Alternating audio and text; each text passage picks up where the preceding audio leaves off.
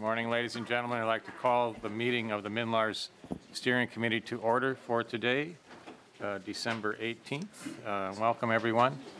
We have a fairly full agenda of issues to discuss. We have some minutes to approve. We'll do that a little bit later after members have had a chance to look at them. We apparently have been somewhat negligent in our minute approval process, so we'll catch up on that. For those of you that pay close attention, you might note that we're out of sequence today, that I chaired the last meeting and I'm chairing again today. Senator Newman asked me to do that. This will be my last official act as a member of the majority, so I'm trying to enjoy myself today, and we'll go on to other things soon. So we'll dive right in. We have first on the agenda presentation by DPS and Minute of the fourth MNLARS Steering Committee report. Welcome to the testifying table. Please identify yourselves for the record and go ahead with your report. I believe members have a printed copy in their folders.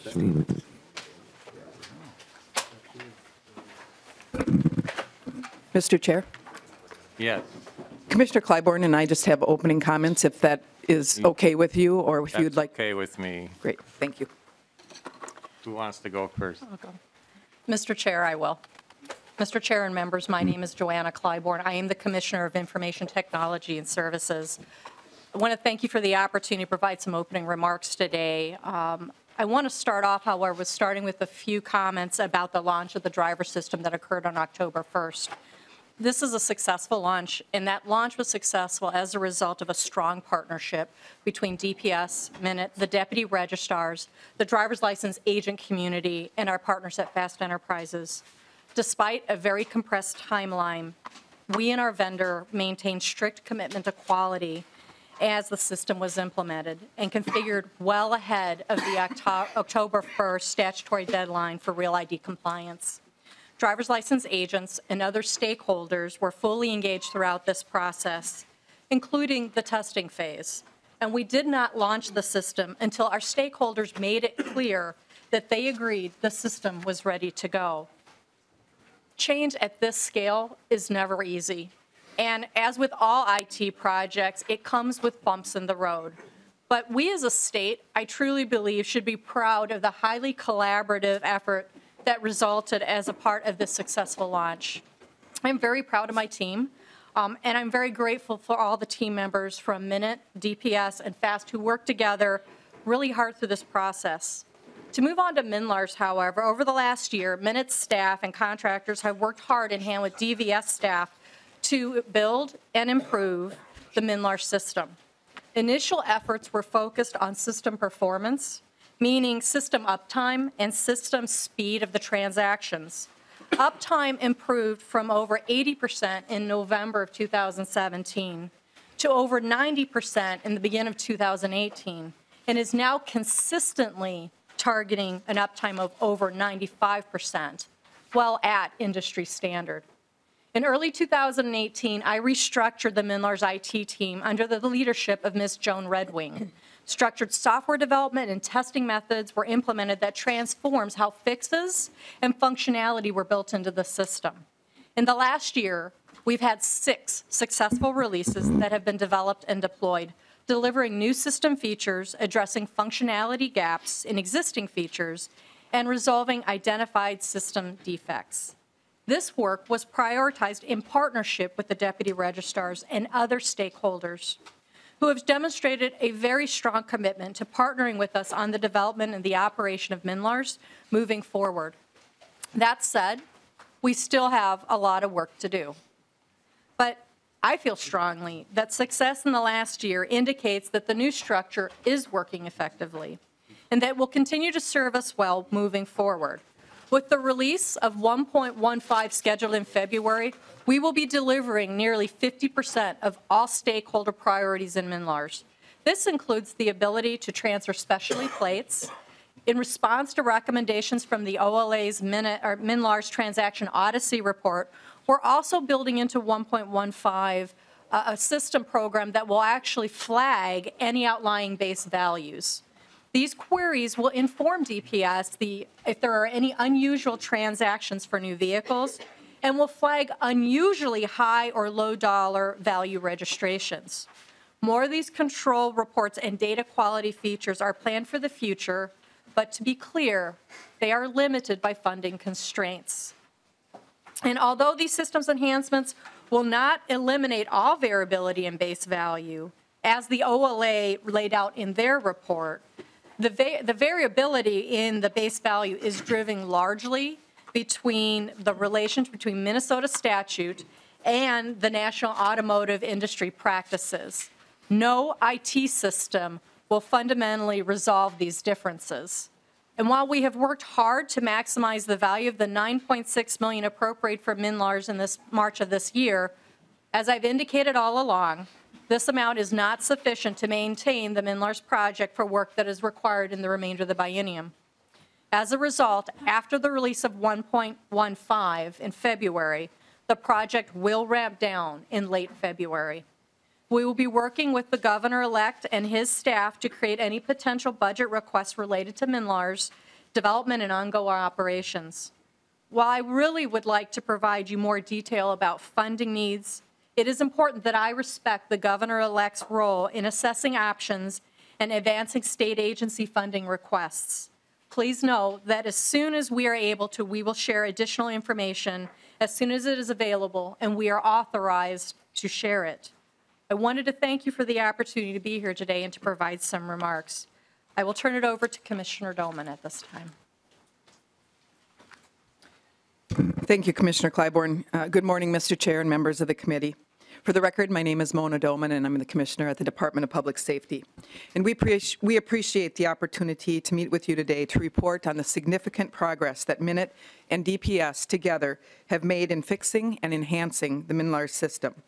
I'll also comment very briefly on the FAST driver system. In a minute, you'll hear from Director Dana Bailey, who will be assisted by DVS Director Don Olson and CBTO Joan Redwing to give an overview of the fourth quarterly report and answer any questions that you might have. As you've heard from Commissioner Clybourne, and we'll hear more about as our staff present the PowerPoint presentation, the MNLARS vehicle system has improved. Since we last met, the driver system was launched on October 1st, and it has been functioning well. There are improvements and successes, although some challenges still exist. We are not consistently meeting all the needs of Minnesotans or our business partners, but we are working really hard to do that. At DPS, we are doing all that we can to reduce turnaround times and wait times with the resources that we have. The reality is that DVS has limited staffing resources, which means that we are constantly shifting and moving resources around to meet the varying demands. Staff are moved from one area to another to address the immediate crisis issue.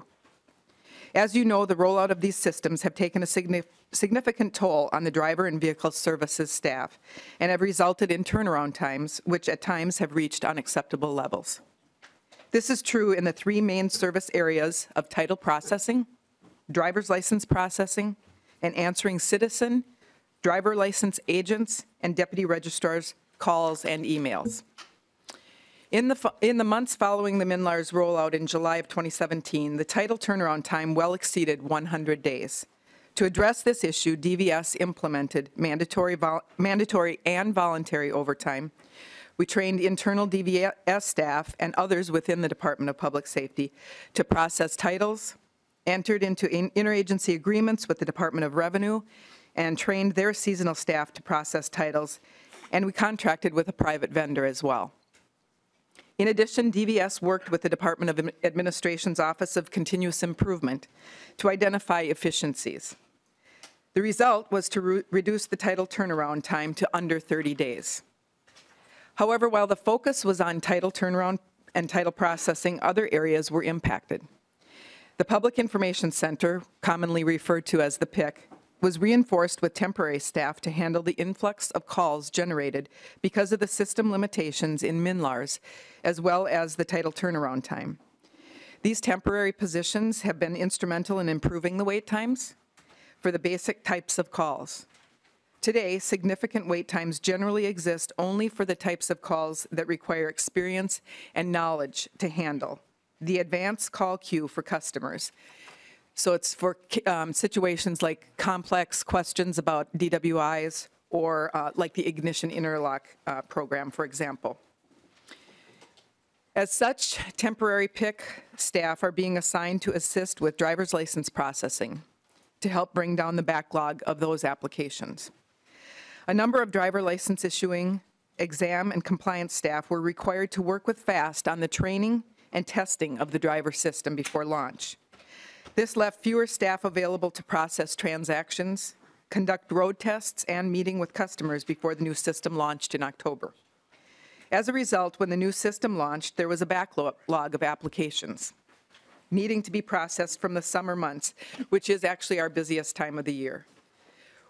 We have reduced, however, the number of backlog applications from 135,000 in early October to 27,000 as of yesterday, and we are on pace to process these applications by the first week in January. Since title processing was within the 30-day processing time, staff were transferred to assist with processing driver license applications. This is helping to eliminate the backlog of applications from pre-October, but it has had the resulting impact that title processing is rising. In addition, to address the Office of Legislative Auditor recommendations to correct inaccuracies in the base value calculation uses the same staff. I am really proud of the work that the staff at DVS has done. They show up every day to perform their work.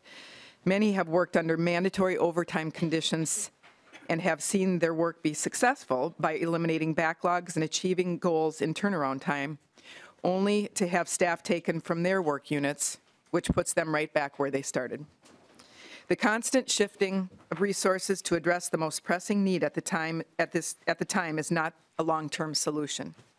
DVS is able to triage and bring down turnaround times momentarily, but we just can't quite get ahead. This is not sustainable to meet the needs of Minnesotans and our business partners. We share concerns about the turnaround time for titles and driver licenses, and we continue to try to find solutions to reduce the time it takes to process titles and driver's licenses.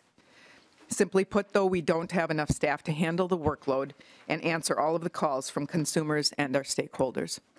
We continue to partner with MN.IT to make needed improvements to the systems and identify future technological enhancements that will reduce manual work. As I mentioned earlier, we launched the driver system on October 1st. Over the last 2.5 months, the system has been working well. Because Real IDs are in production and meets all federal requirements, the state of Minnesota has received official notice from the Department of Homeland Security that we are in compliance with the Real ID Act and regulation. We are able to see that process times at the counter for all types of IDs continue to improve, and any issues with the system are quickly resolved because of the sophistication in the system. We will continue to work with our customers and stakeholders and all of you to provide the best possible customer service that we can with our staffing limitations. Thank you for the time, and we'll now turn it over to Director Bailey unless you have questions. Well, thanks to both of you. Why don't you sit tight for a minute, and we'll see if there are questions from the members of the committee for either of you. I guess I will start out with the first question. You know, we need to look ahead to the future. I realize with the change in administration and with some people not returning to their jobs, others waiting to find out, you may not be able to share too much, but give me, I'd like each of you to just kind of give me your concept of where we're headed and what it's going to take to move forward. And I'm not asking for particular numbers. I realize that's part of the budgeting process for the governor's office. But in general terms, how do you see the future of this system? You know, many folks are still frustrated, of course, but there is some reason for hope, and I'd like you to share. I don't care who goes first. Do you want to start? Mr. Chair, members, my opinion is really irrelevant here. My job is to give the governor-elect options and for him to choose how he and his administration wish to go forward. What I would like to see continue is the amount of collaboration that has occurred between the stakeholders, MN.IT and DPS, no matter what course of action the new incoming administration chooses to take with the assistance of the legislature. I think it's really important to note, however, that this is an example of MNLARS and the changes that have been implemented of being able to partner effectively and turn projects into successful endeavors. I know that there have been a lot of bumps in the road. I know that this project, and the reason I was brought into this administration was under less than ideal. However, in the 9.5 months that I've been here, I have seen a huge turnaround in how we talk with our stakeholders, how we develop out our priorities, how we address together the challenges such as no additional funding and make those resources work. Those are all items that I would say would continue, and I see continuing into the future, no matter what the decision is on how to move forward with MNLARS. Thank you. Just if I may ask a follow-up. The situation with deputy registrars was on the front page of the paper today, as you may have seen or heard. Any thoughts on how we handle the financial challenges of keeping our deputy registrars in business? I think the governor has previously made clear that he supports relieving the pressure and providing relief to those deputy registrars. The mechanism in which to do that and how we move forward with that is beyond my purview, but we acknowledge that there has been pressure placed on everyone as a result of the rollout of MNLARS. And some of it isn't just the rollout of MNLARS. I mean, think about the fact that Real ID is a federal mandate to change how we do our business processes, which fundamentally changes how businesses operate. That's not an IT issue. That's a business process issue that we need to look at and how that impacts the deputy registrars as well. Thank you. Commissioner Doman? Thank you, Mr. Chair and members. I would echo what Commissioner Clybourne has said and then just add that, you know, I think back since July of 2017, and we are stronger as state agencies together because we have been through a lot together. And that has meant, you know, through the good times and the bad times since with the rollout of this launch. And we've learned how to work successfully together. The MNLARS system is working better today than it was. And we're optimistic that we can continue to work through the launches or the rollouts. We've just had the most successful rollout recently, and so we're optimistic about that. DPS will continue to sort of evaluate and consider, depending on what this body, the legislature, wants to do moving forward and what that might be, what that might mean as an impact to the Department of Public Safety. I'll reiterate the fact that we need staff to best serve the customers across the state of Minnesota, and that'll be a focus that DPS will be working with the governor-elect and with all of you on. Before I move on to the other members, the question about deputy registrar's financial situation, do you have any thoughts there? Mr. Chair and members, thank you. We have been supportive of that, of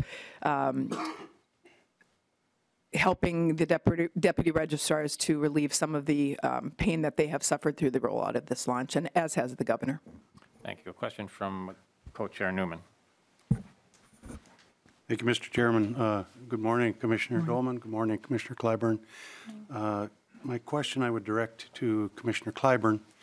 You indicated that part of your job or your responsibility is to provide Governor Walz with options as he moves forward when he becomes governor. Is one of the options that you are going to propose to the governor to look at the 3 companies who submitted RFIs to us and see if at least part of the viable option to help us out of this problem would be to engage the private sector? Commissioner Clybourne. Mr. Chair, Senator Newman and members, I believe that any good staff officer gives all courses of action the pros and cons, and weighted decision criteria that is important to the leader in providing a course of action. That is a course of action that I will discuss if asked, but remember, I do not know whether I will be staying on or not. Mr. Chairman. Senator Newman. Commissioner Clyburn, I understand that that kind of sounded like a non-answer to me, Commissioner. My question is in response to your statement that part of your job is to provide options to the governor. And it seems to me that one of the options might be to engage the private sector to help us with this. So as a follow-up to your statement of options to the governor, do you intend to bring that option to his attention? Mr. Chair, Senator Newman, as I said before, that is a course of action that would be part of the courses of action. Senator, do you have another follow-up? No, I'm not going to follow up on the question. I will just indicate that I disagree with Commissioner Clyburn that that is an answer to my question, because I don't think it is. And I do think that one of the options that Governor Walz should consider is to engage one of or all three of the companies that submitted an RFI to us.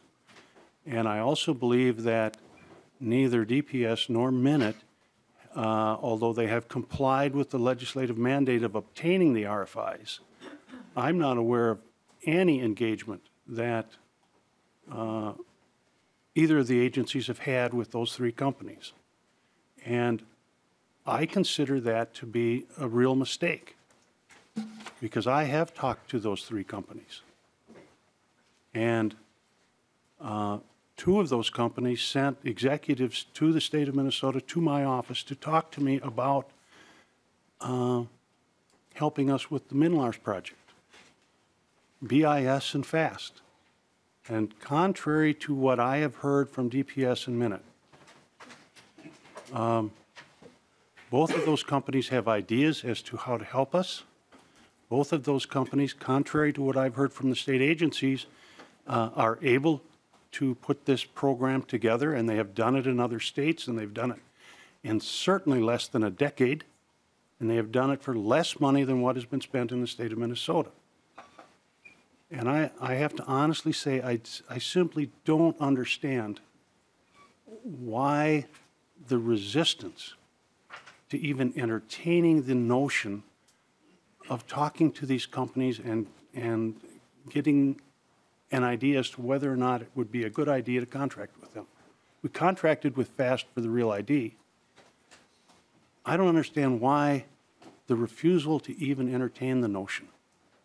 And I want to be critical of both of the state agencies for that, in that respect. And I would hope that Governor-elect Walz will be willing to at least discuss it with those two companies. If they came to see me, I think they're interested, and if they came to see me, they'll come to see the governor. Mm-hmm. The only other thing I want to mention, and this isn't a question, and you don't have to, neither of the commissioners have got to respond if you don't want to. It has to do with the funding. And I know that you can't throw any numbers out there, but we all know that there's going to be a funding request that's going to come forward to help fund further development of MNLARS. But at the same time that we're doing that, we are going to be requested to fund and help out the deputy registrars for all of the money that they have lost. And I understand that you are supportive of that. But we are also going to, I am certain, get funding requests from other private entities, the auction companies, the auto dealers, the towing companies. And it's almost like an endless request for money that I see coming over the MNLARS project. And I do understand that you need additional staff to get this done. But where is all of this money going to come from? If we pay for the MNLARS system, and we pay for the damage done to the deputy registrars, and we pay for the damage done to the tow truck drivers, and to the auction dealers, and to the auto dealers, where is all this money going to come from? I mean, it's fine to say I support the notion, but the reality is that I anticipate the MNLARS problem from a funding standpoint is going to be extremely difficult in the 2019 session. And I appreciate the fact that you and apparently Governor Walz is supportive of the deputy registrars, but there's got to be some reality looked at here. And I'm really nervous about how much money in total is going to be asked of the legislature that it will be directly related to the MNLARS situation. Thank you, Mr. Chairman. Any comments? Representative Hornstein has a question. Thank you, Mr. Chair. Thank both of you for your service, and appreciate it in many facets, not just MNLARS. Commissioner Doman, you had mentioned issues with staffing, and I know that I took a quick look at the PowerPoint that we're going to see, and I know you're going to get into that a little bit, and I think many people are concerned about the growing backlog in all of the areas, driver's licenses, titles, the call center. But you suggested that some of this at least is related to staffing issues.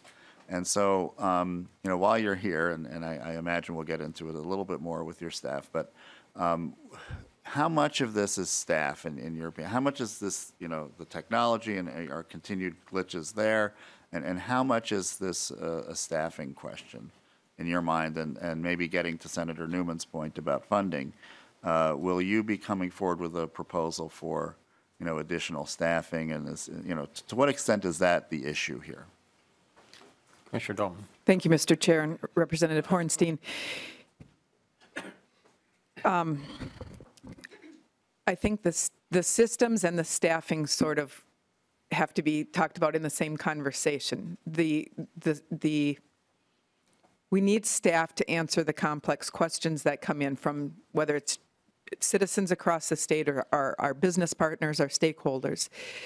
And because of the complexities and the questions that came as a result of the rollout of MNLARS, we put a lot of staff towards MNLARS, which then took away from staff doing other things, the other responsibilities that they have.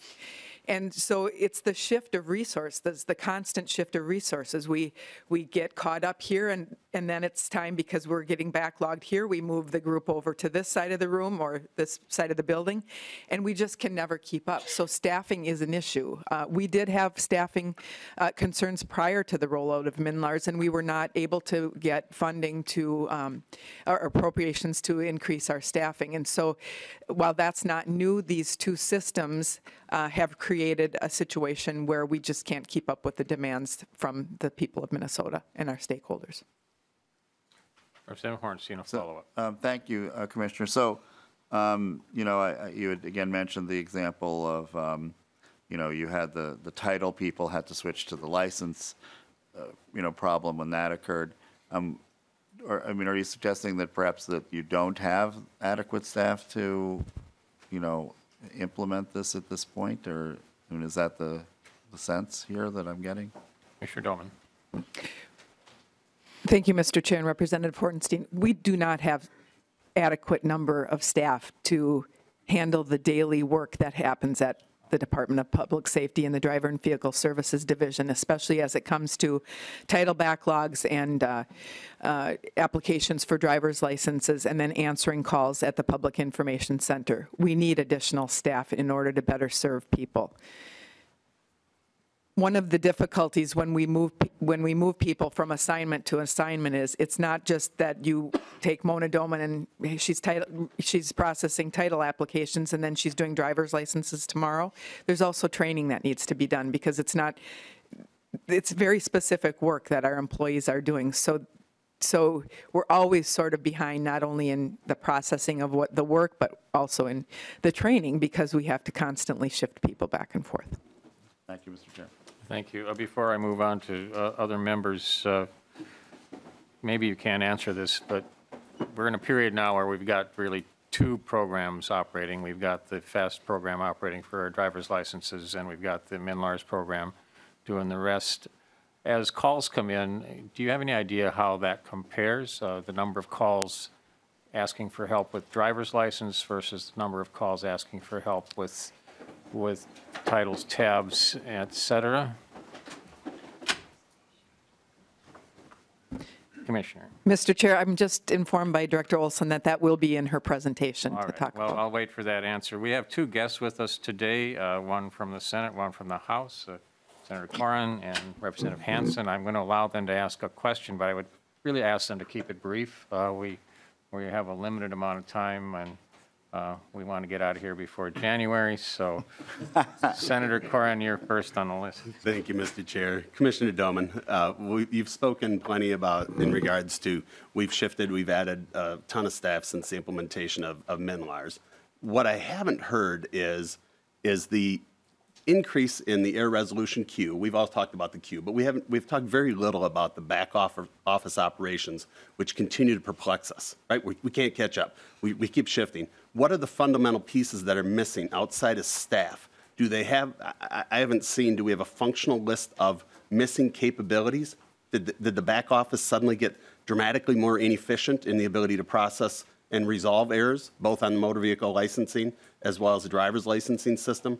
And really what I'm asking then is, what's the time for error resolution activities on an individual basis, pre-implementation and post-implementation?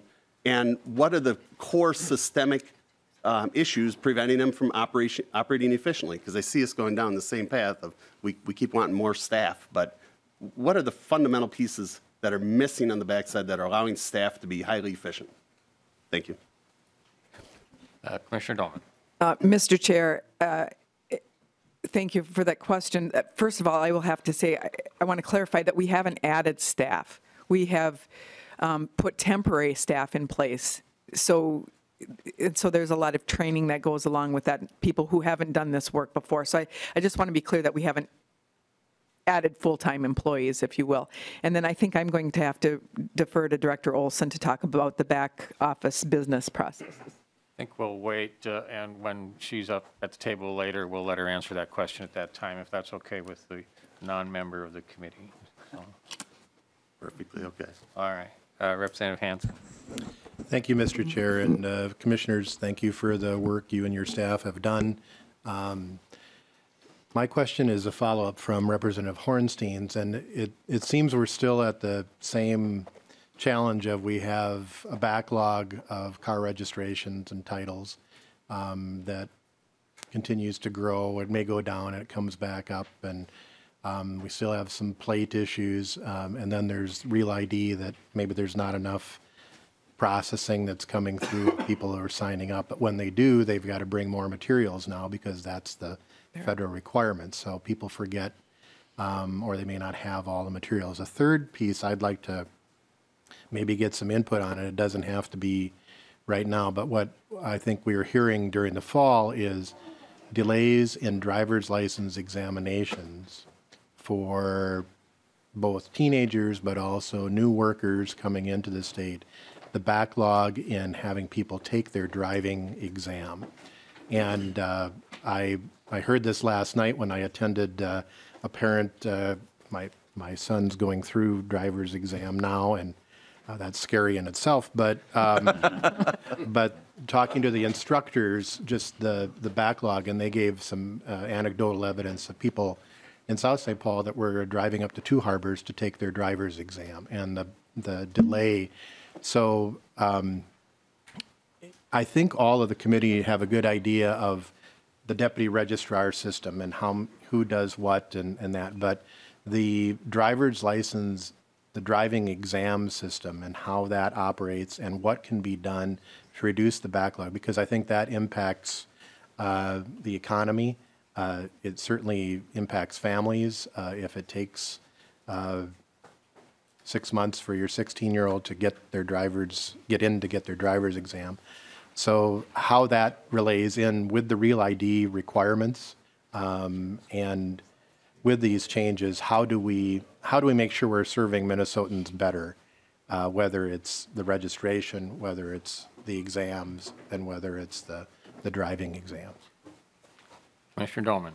Mr. Chair and Representative Hansen, I can tell you that prior to the summer of 2017, we had worked with DVS. I actually had worked with DVS to put a plan in place each early spring so that we know that the summer months when kids are off of school, there's a high volume of young men and women wanting to take their driver's license tests. And so with commercial driver's license applications or people wanting to take those tests, and then just Minnesotans coming in to take their driver's road tests, we work to increase overtime. We work to staff differently around the state at the different exam stations. The rollout of MNLARS really actually, we had to shift resources. And I anticipate and hope that DVS will be looking at that early this spring to try to figure out how we can better serve people needing to take road tests in the coming year. Thank you. Senator Dibble has a question. Thank you. Oh, it's working. Thank you. Let me just, before I ask my question, piggyback on Representative Hansen's request that we do take a close look at the road test issue. It's come up a lot in my office with my constituents. They're very frustrated at the waits. So I want to get back to Senator Newman's question about the RFI, RFP business, to also echo his desire and support his request that the incoming governor-elect, be apprised of, the full array of options. It sounds like Commissioner Clyburn, I would disagree with Senator Newman, was responsive to his question, when she said she was going to give Governor-elect a full briefing. Thank you for that. But my question is, at this point in time, even if you loved what came in on the RFIs and were thrilled with it, and I don't think you were, but even if you were, could you change horses at this point in time in terms of the fiscal year, the legislative process, with the resources you have to switch tracks and change the way we're going to either finish MNLARS or toss out what we've got and start over again? I mean, just help us understand that a little bit. I asked this question, obviously, in light of the fact, because I've made this point a number of times, that I don't believe that the private sector is magic. I think we're in this position because of some of the incompetencies and other sorts of bad behavior that occurred with the private sector contract. That's well known, that we had to dump the original private vendor and take this project in a different direction, and here we sit. But in terms of changing tracks, we had these amazing RFIs. Can we just jump into an RFP at this point, or would we need to consider timing, resources, legislative authority, et cetera? Commissioner Clyburn, I believe Sure. it sounds I'll go like with a that. software Piggyback. question more than a process question. Mr. Chair, Senator Dibble, that is correct. An RFI is but the first part of the stage. You can't just bring contractors in and talk to them. I'd have to worry about contract violations, for example, contracting law violations. But the other part of that is that there has to be resources to actually viably move forward with an RFP. So a request for proposal. I have neither funding nor, and I can't speak for DVS, but we'd also need the business to have the resources to dedicate to do the assessments of it. If the legislative body or if Governor-elect chose to look at other options, of course, that's one of the areas that we'll look at. Whether it's feasible to do it right now in an RFI stage, no, it's not. I have neither the funding, the resources, or the capability of entering into any contract as part of that process. Well, thank you for that. We're real quickly, Senator. Thank you, Mr. Chairman. Commissioner Clyburn, my comments were not related to entering into contracts. My comments revolved around at least discussing with the private companies whether or not they had a viable option to help us. According to the conversations that I had with them, they did have viable options. And I guess my question is, without even talking to them, and I don't believe that and you correct me if I'm wrong, but I don't think either of you have talked to them. Without talking to them, how do you know whether or not it's a viable option? Commissioner, whoever wants to answer that. Mr. Chair, members. Mr. Kleiman. First off, I did talk to other states other CIOs and other agencies who have looked at other options. Secondly, bringing people in, discuss and giving them information of vendors would result in a contract law and would put our state into a situation where if there was a decision to move forward for an RFP, I could potentially exclude a particular vendor based on them receiving information as to specifics that they should not have as part of their proposal if we were to move forward with proposals. Individually meeting with them, I do believe. Now, I will tell you that in the very beginning, I looked at some of these options. I did not walk into this agency thinking that we would be able to fix everything necessarily, and looked if there were other options in the commercial sector. My opinion in previous testimony has not changed from that, but to ask me to bring in vendors to have discussions of what they can and cannot do would put me in direct potential violation of contracting law. We're running out of time, but I'm going to take my privilege as chair to just make a couple of comments. I can't help but to think back to some over a year ago when we suggested during session that you go to an outside vendor for the driver's license work that was before you. And I was told during session that it was impossible to consider using an outside vendor because of the interrelation of these systems, et cetera. And lo and behold, when session was over, you went out and hired a private vendor. What do you mean it's not correct? I'm seeing comments from the peanut gallery.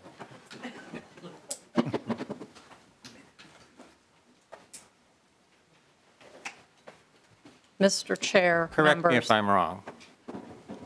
I believe our recollections differ. I do not recall ever testifying that hiring a contractor was in an impossibility.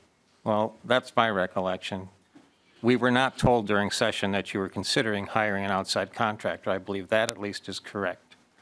Mr. Chair, members, I believe if you look at the testifying records, you would have seen that I actually looked at whether or not it was viable for MNLARS to be continued through Minute.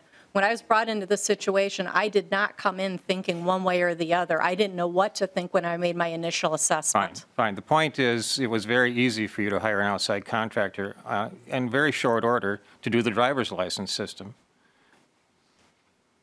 Mr. Chair, members, the FAST contract was entered into out of MNLARS funding, which what it was designated for, and it was prior to my time. Remember, I did not take the seat until February of 2018. It's just, we don't have time to go into this. The point is, outside vendors do work and can do the work well. Sometimes they don't, but at least we can hold them accountable. The accountability issue here is we've been at this since 2017. I was promised in 2017 that MNLARS would roll out and work on July 24th. We are a year and a half out from that, and it's still not working. The frustrations are huge.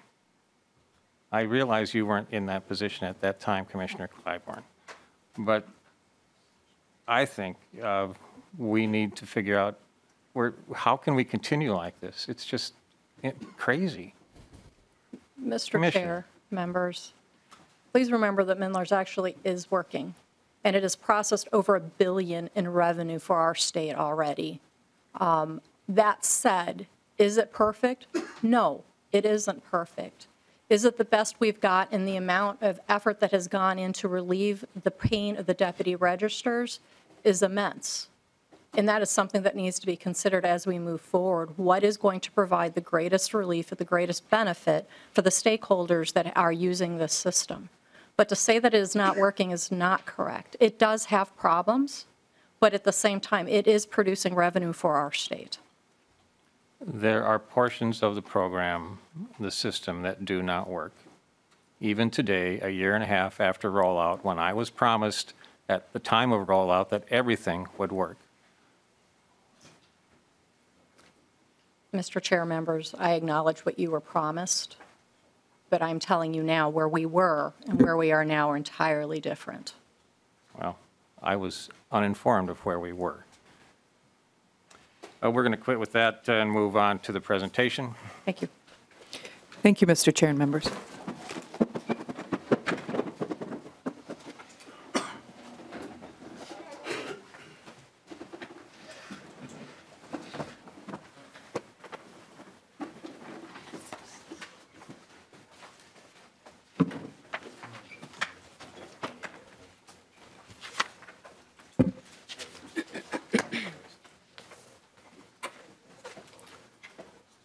Welcome to the testifiers table. Please identify yourself for the record and go ahead with your presentation.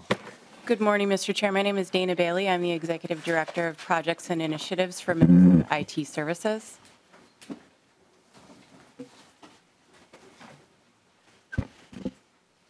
Okay. Dawn Olson, Director of Driver and Vehicle Services. Joan Redwing, Interim CBTO, Department of Public Safety, and Chief Enterprise Architect at MN.IT. So we'll run through this slide deck and then happy to respond to questions when we're done. We've added, just for the members' understanding, we've added some slides in here that give both metrics and an explanation of how the driver system is going from a performance and from a performance perspective, with the understanding that we have also in the past represented all other system performance metrics in these reports. So we've added the driver system as well. Really briefly, Release 114, which was deployed on November 11th, has been flawless since its deploy. It addressed 42 different features, gaps, and defects. And all of our feedback that we've received from deputy registrars has been really positive. We followed standard protocol as we have in the past, where we've done user acceptance testing, user acceptance training, and then what we call live in the field training on the day of deployment when the release is put into production. Unless we get the green light from our deputy registrar testers, we don't put a release into the system without their blessing, and we appreciate their work with us so much because it's been extremely helpful. And then we also just want to note that the Office of the Legislative Auditor did an accuracy report on the reports that we've been giving to you over these last many months, and has ultimately said that our quarterly performance measures, they found DPS and MN.IT to be accurately reported in all material aspects since the first report was done. The next release that goes into the system is 115. That's slated for early February, and this will be prior to the ramp down at the end of February. Functionality includes the highly anticipated specialty plate transfer, change of registration class, and registration class conversion. And we did what we could to respond in this release to the OLA's transaction accuracy audit by making sure that the system was flagging any outliers in base values, any outliers that are way too high or way too low will be flagged for us to understand where that base value came from, correct it if we need to, and move forward from there. And as we shared in September, the last couple of releases, including 115, covers almost 50% of the stakeholder priorities that were laid out for us when we did the reprioritization process that ended in June of 2018.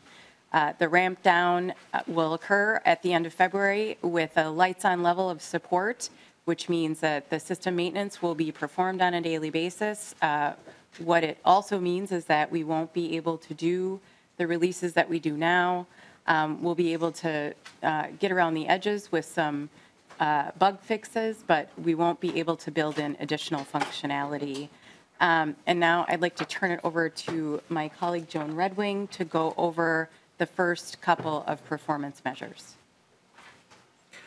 Mr. Chair and members, I'm on page 6 of the slide deck, but also on page 11 of the MNLARS quarterly report. The report that we have has a series of performance measures, and performance measures number 1 and 2 really talk about the gaps and defects that remain in the system. And we track these gaps and defects through something we call the MNLARS master list, and the stakeholders prioritize that master list. And as of December 1st, that list contains 110 items on the report, down from 138 in the September 11th report.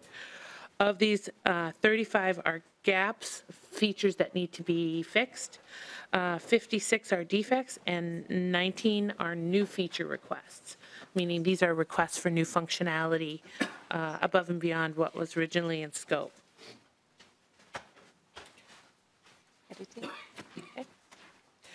And now I'm on page 7 of the slide deck. Performance measure number 3 really talks about editing the system. And since the June release, which provided some editing capabilities for the DVS liaisons, they have the ability to edit plate and sticker inventory as well as correct data entry errors. In the last report, we talked about them making about 3,000 updates on data at the request of deputy registrars using this new tooling set. Now in this report, you'll see that they've edited 12,992 transactions. So it's been, this new feature set has been highly used. And it's our intent in that with additional funding, we can release features similar to this to the deputy registrars.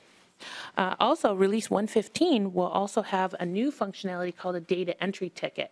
So right now, to be able to get a data correction, the deputy registrars call in or email in any kind of requests built into MNLARS, very similar to what the driver's services product has. We will building in a data entry ticket, so when they're right there, let's say they realize they have mistyped something, they can pull up a screen and enter a correction request. And then that correction request is sent directly to DVS, and then they can monitor their own correction requests without having to, get out of MNLARS, go to another system and send an email or sit on hold on the phone, or, get directly to a deputy registrar liaison when they call in on the deputy liaison line. So this should be an improvement, and they also, deputy registrars at our ESE meeting voted on the name of this new feature, calling it the data entry ticket. And again, we definitely want to build out additional editing capabilities. We fully acknowledge and respect the need for additional editing on behalf of the deputy registrars, and looking forward to building out that functionality given additional funding. For performance measure number 4, I want to talk a little bit about our title turnaround time. And the title work that we measure is measured in the number of days that it takes a title application to be processed and a title to be issued. Our goal in DVS is that we turn around a title application in less than 30 days. As you can see from the graph, it's also on pages 13 and 14 in your quarterly report, our workload started out at an all-time high at the beginning of the year, with approximately 92 days turnaround up to at 100 days on some certain title applications. As of November 30th, the title turnaround has increased somewhat from our last report. Out-of-state titles or transfers are at 40 days, which is a little bit higher than what we'd like. Minnesota title transfers are at 35 days, and new car titles are at 35 days. As what was previously discussed, the launch of the driver's license system definitely affected our ability to turn around title applications in a timely fashion, and we moved approximately 19 staff out of the processing group on titles over to processing driver's license applications. But we're close to where we want our goal to be. We don't feel and we don't refer to our workload anymore as a backlog. It's more of the number of applications that we have in our work queue, and we're always going to have applications in our work queue. Our goal is to turn these applications around within 30 days, and as you can see, we were hovering around that in August and September, but unfortunately right now we are starting to increase our title turnaround time. As we've talked about before, overtime continues for our title processing group, as well as we are continuing to work with the Department of Revenue, with their staff, and they are able to assist us on an intermittent basis. Obviously, we're coming up to the first of the year where it's not going to be as easy to work with that team because they have other obligations. But it's important to know that 85% of the applications that we do process in our office are turned around in less than 40 days.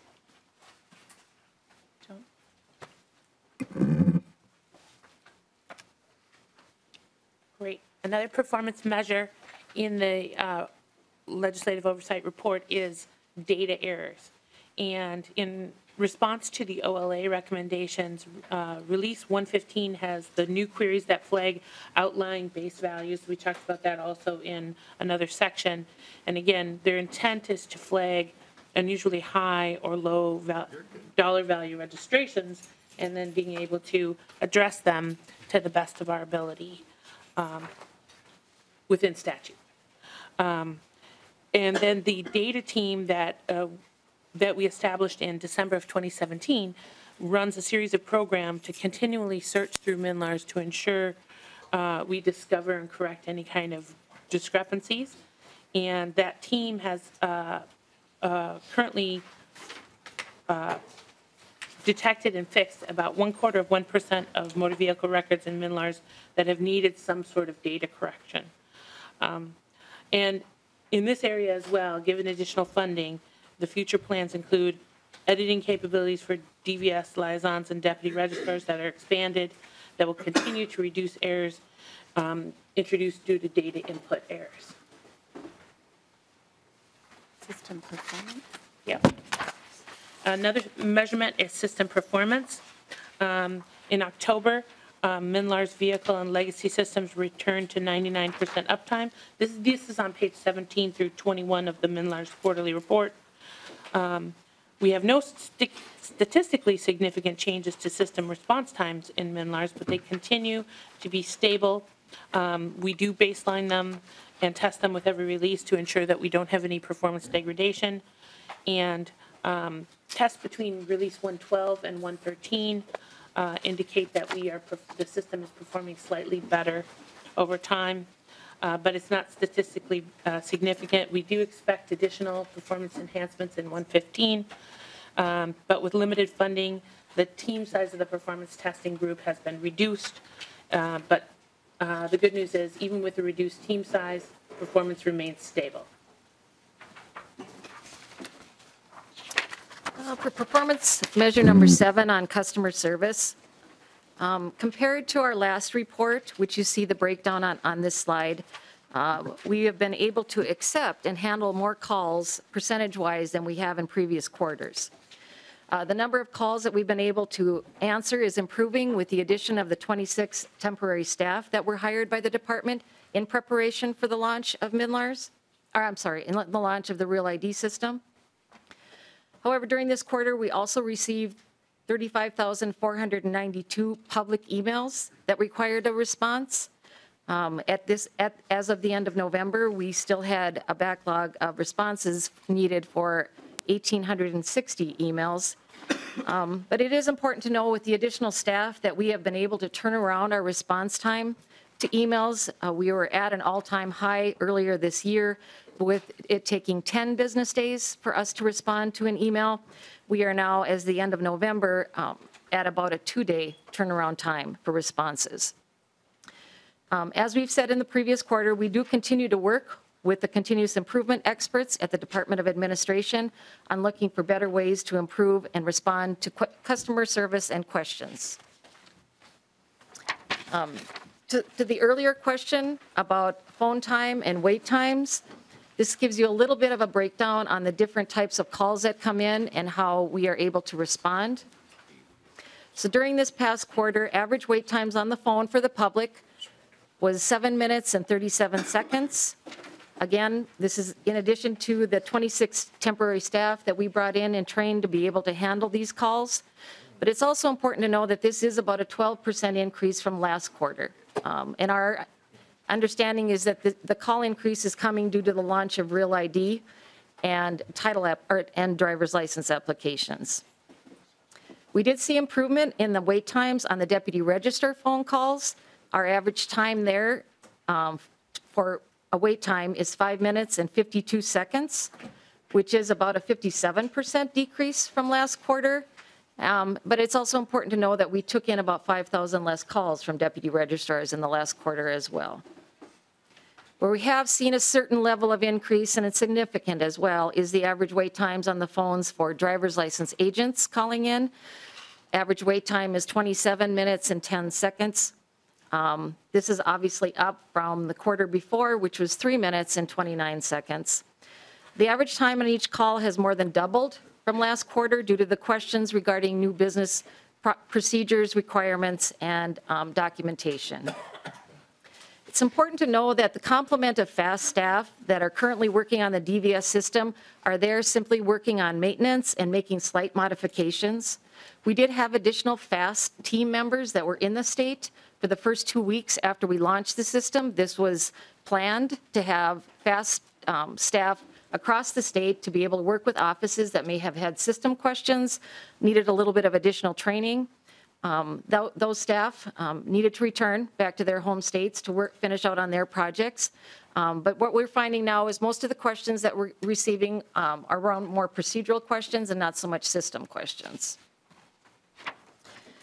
As Commissioner Doman stated earlier in her opening remarks, as a direct result of the phase 1 of what we launched on the driver system, the Department of Homeland Security has confirmed that Minnesota is in compliance with the Real ID Act and regulations. Phase 1 of the driver system delivered all driver services functionality that existed in the legacy system with the additional new features, which was the ability to process applications for Real ID, a pre-application that customers can fill out prior to coming to the office to minimize their wait time, and as well as system-generated reporting process for end users. The system is designed and has the capacity to run several reports for us to use as well as end users to monitor how our progress is going and how the system is performing. I'll continue this slide just to report that MN.IT and the Department of Administration have completed the restructure of the FAST contract for phase 2. And as you know, not having received additional funding at the end of session, this was necessary. We needed to do it.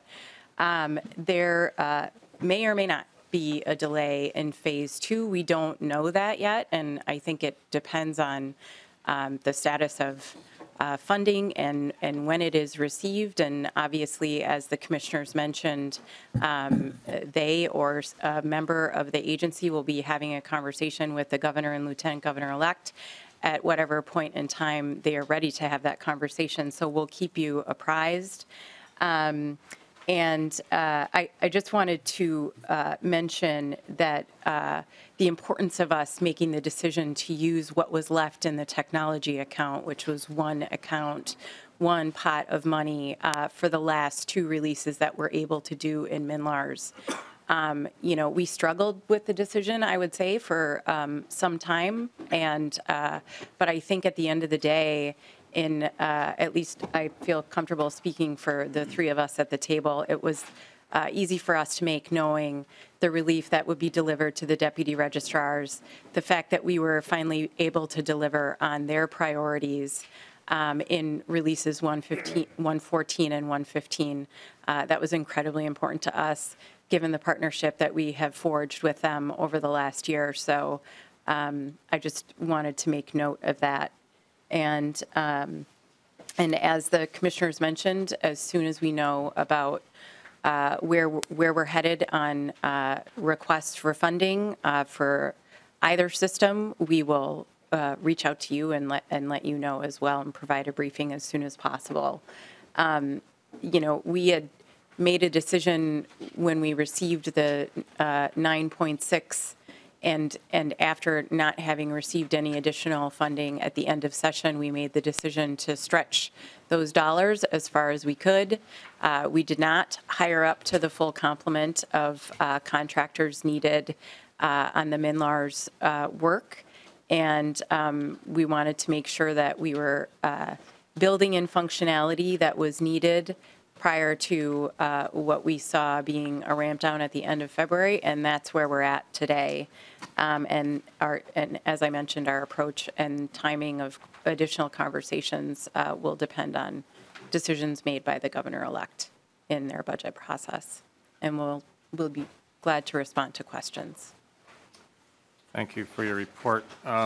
We've been trying to kind of analyze the numbers when it comes to driver's license and real ID applications that are coming in compared to how quickly they're being issued. And correct me if I'm wrong, but it looks like we're getting behind there, that the number of applications is coming in much more quickly than the number of licenses that are being issued. Maybe we're misinterpreting some numbers here. I would like you to clarify that for me. Sure. Mr. Chair and members of the committee, we know that to date, we have taken in on the Real ID applications 32,159 applications. That's about 10% of all applications that have come in since we launched the system. We have processed and mailed out 11,501 of those applications. And so the remaining less than 20,000 still have to be processed. They are processed through the new system.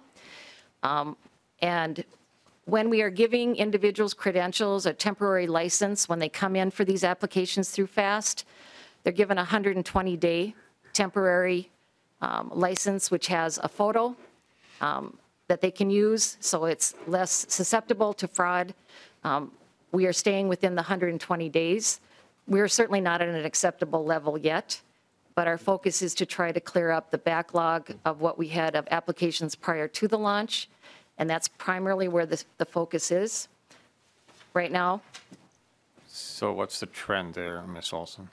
The trend is for the backlog, for us to complete those backlogs of what we have currently now in the system is by the first week of January to get those processed. Then we can pivot all available staff into the new system to work on the applications that are coming through in the new system. Right now, we have probably about 2/3 of the staff working on the backlog, 1/3 of the staff working on the new system applications. Once we pivot that, documentation is already in the system. It's less paper shuffle that has to happen. We expect to see, we're seeing about a 30% increase in time for us, not in time, in our ability to process these applications much quicker than we did with the legacy system. So our target is to get through this backlog, and after that first week in January, to pivot all resources on clearing up what we have in the system as of today, what's there now. So you're confident that you can stay under the 120-day deadline? We are at the time. I'm sorry, Mr. Chair. We are staying under that deadline at this time. Like I said, we don't have a whole lot of wiggle room here, but we are shifting resources and working very hard to stay within that timeline. Thank you. Other questions from members? I do not see any. Representative Hansen? Thank you, Mr. Chair. So the shifting money back and forth is all because of the short-term money we have. I mean, it gets to the issue of long-term funding or what are the needs. If we're continuing to provide bridge funding, it's a bridge to another bridge, and you're moving the money. Is that correct, or What is the structural challenge here do we need?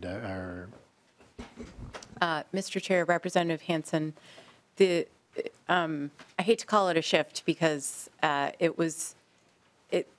money that is in the technology account is under the MNLARS umbrella, which provides for both motor vehicle and driver systems. And so, it is sort of we're playing a shell game, obviously, with funding and staffing and all of the needs that we have for both systems. So I think it was, at the end of the day, just a decision that we needed to make. It was the 2 releases versus, phase 2 of FAST, and knowing that phase 1 contained all of the functionality that Minnesotans need for the driver system, we were satisfied with making the decision to move forward with 114 and 115. Follow-up, Representative Hansen. Thank you, Mr. Chair. So essentially, you're doing what you had to do. We're not in session. You don't have an additional appropriation. We're still not in session, but the work has to be done, and you're using your authority to do the work. Is that correct? Mr. Chair, Representative Hansen, yes, that's correct. Thank you. Yeah, well, there were some vetoes involved there. There would have been more money. At this time, I do not have a list of testifiers, but I would welcome anyone from the interested parties who would like to testify at this time to come forward. I don't know if no one has requested a chance to testify, but I do want to give them the opportunity. Looks like we have a couple of volunteers.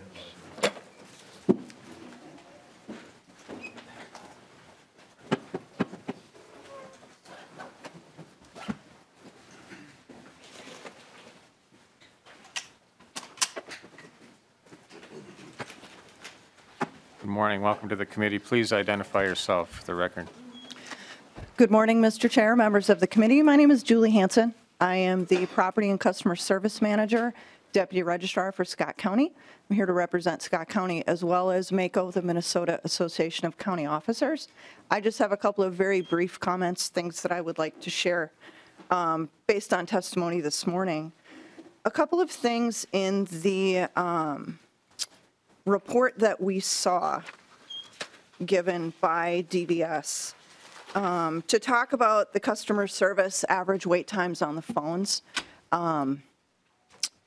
The motor vehicle wait times are reported as an average of 5 minutes and 52 seconds. Driver's license is 27 minutes and 10 seconds.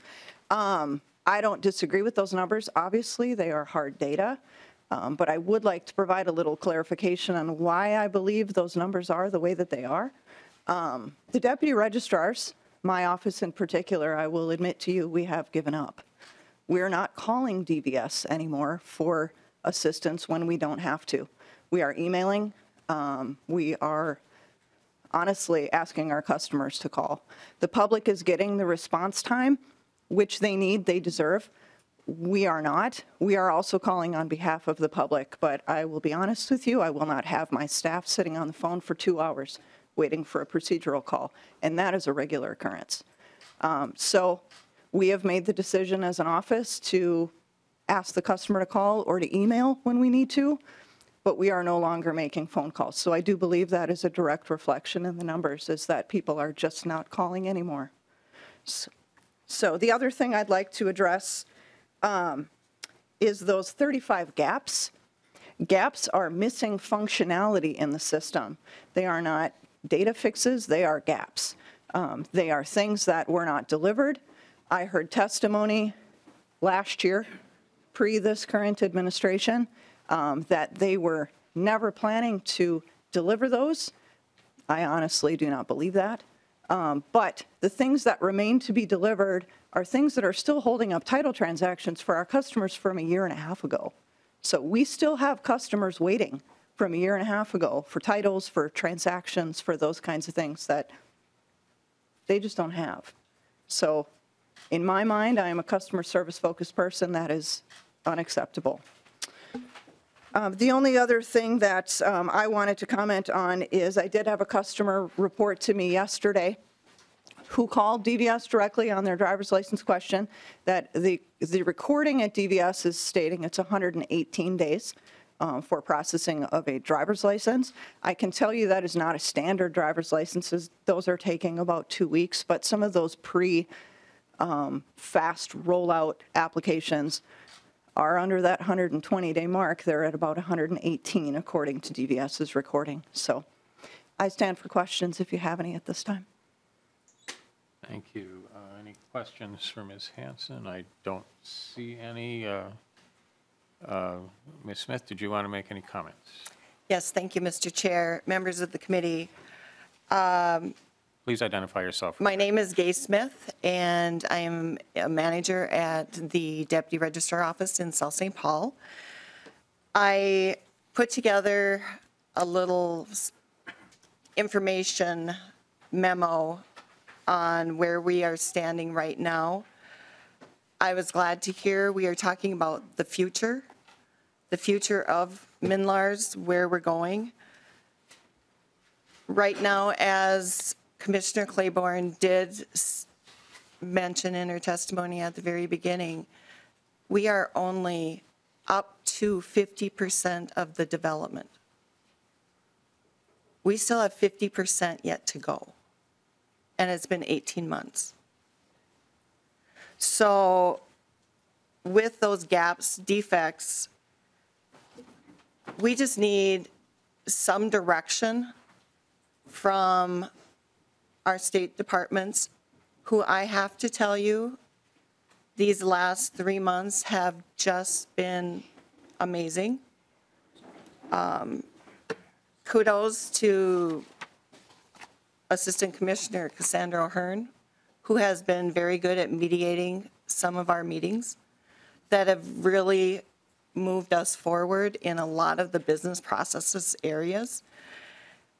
But when we see a program like FAST come in, and in October of 2017, Commissioner Bodden at that time is the one who made a decision to go outside of MN.IT and DPS. And within 2 weeks, we had a vendor called FAST. That was the fastest procurement I have ever seen in my entire life in the state of Minnesota. So I don't know how that functions. According to Commissioner Bodden at that time, it was some emergency something.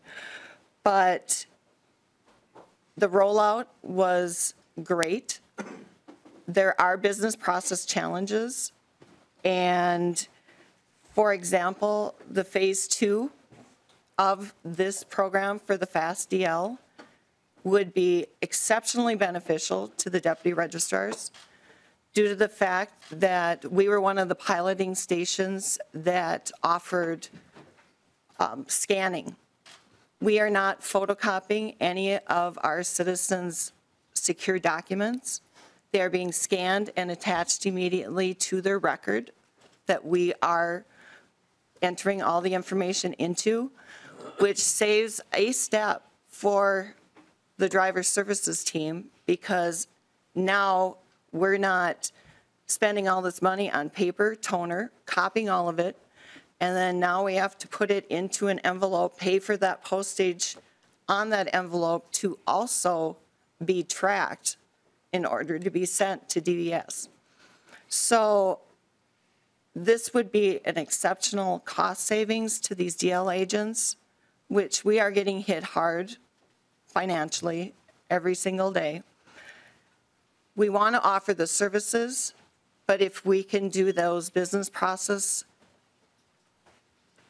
better as a team, which is why we chose to be one of the scanning areas, not only is it more secure, but it does save many steps. So when those transactions go to the driver services, you don't have to wait for the mail stuff to come in. You don't have to wait for that information to be attached to those records. That is a saved process on the front end and the back end.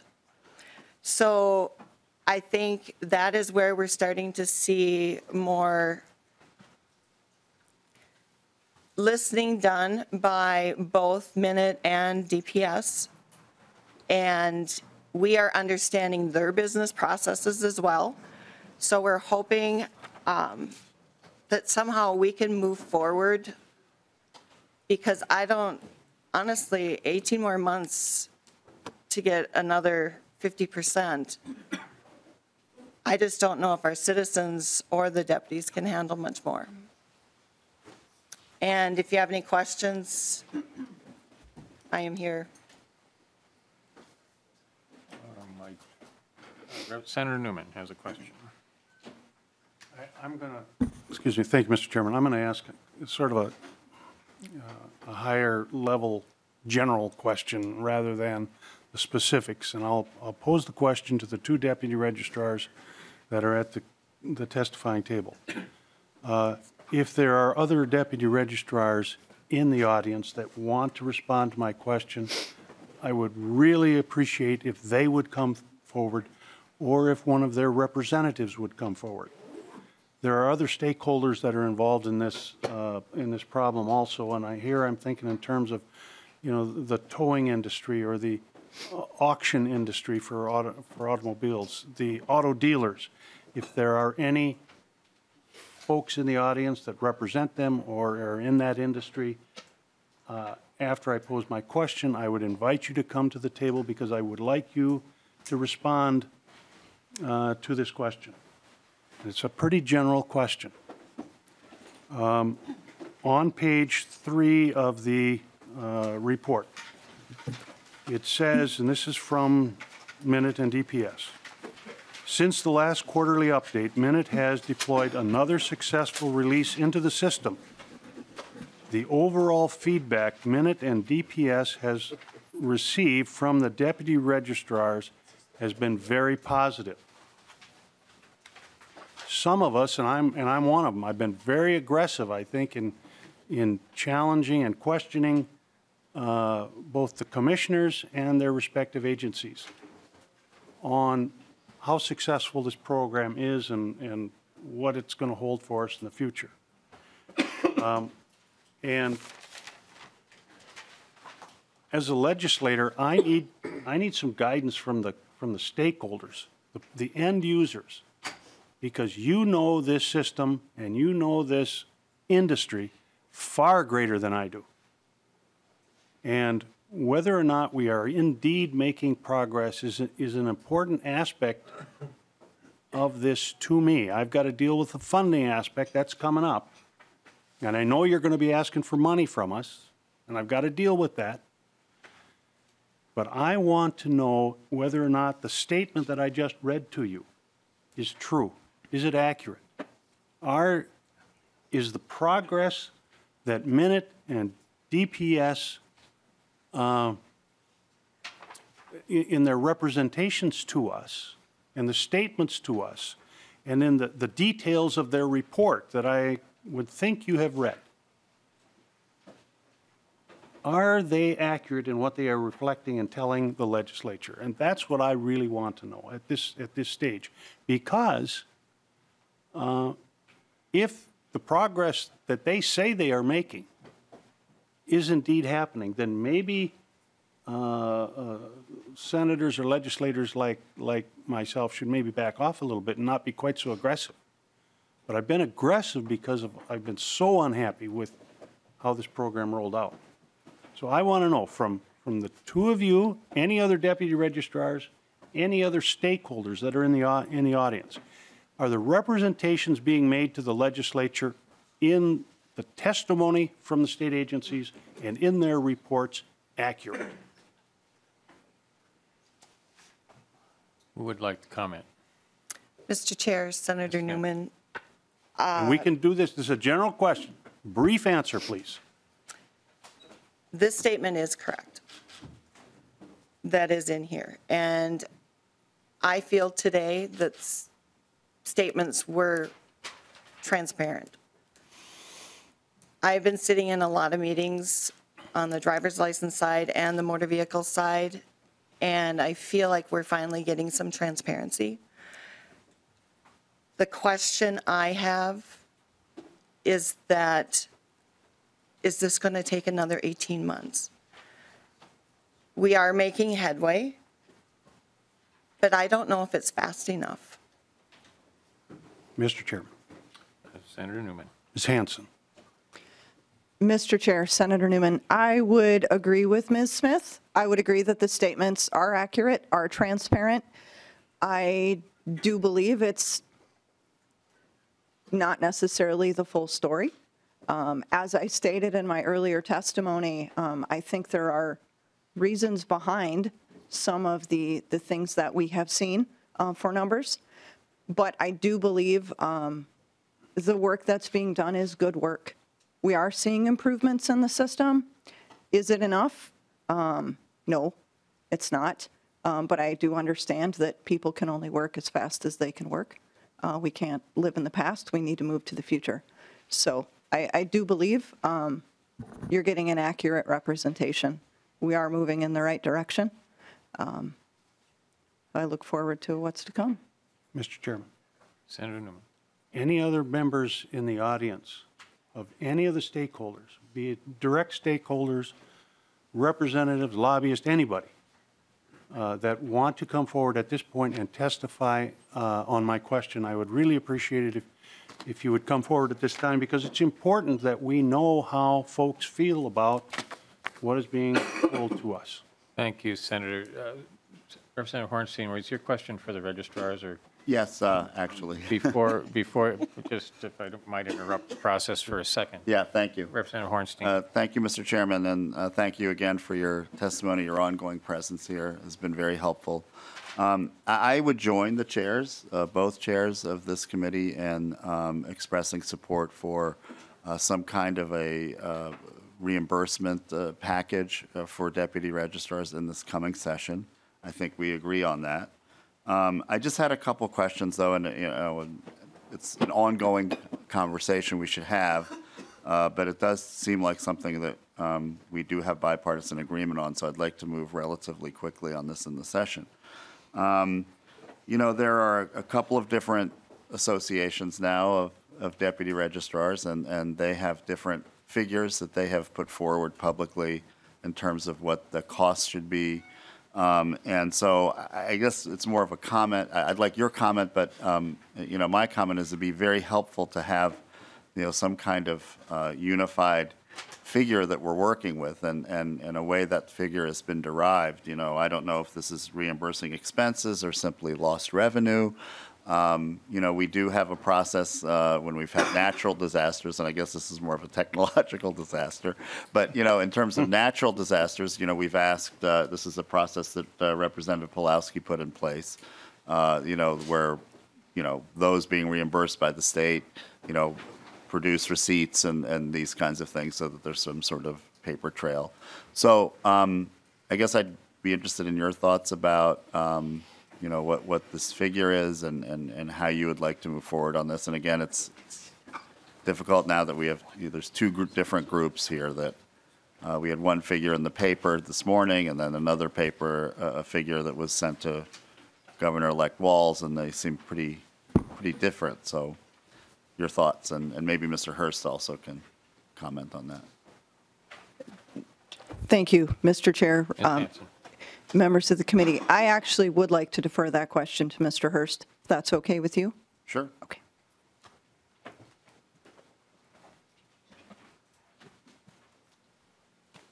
Welcome to the testifiers table. Please identify yourself for the record and answer the question. Certainly. Thank you, Mr. Chairman. For the record, my name is Jim Hurst.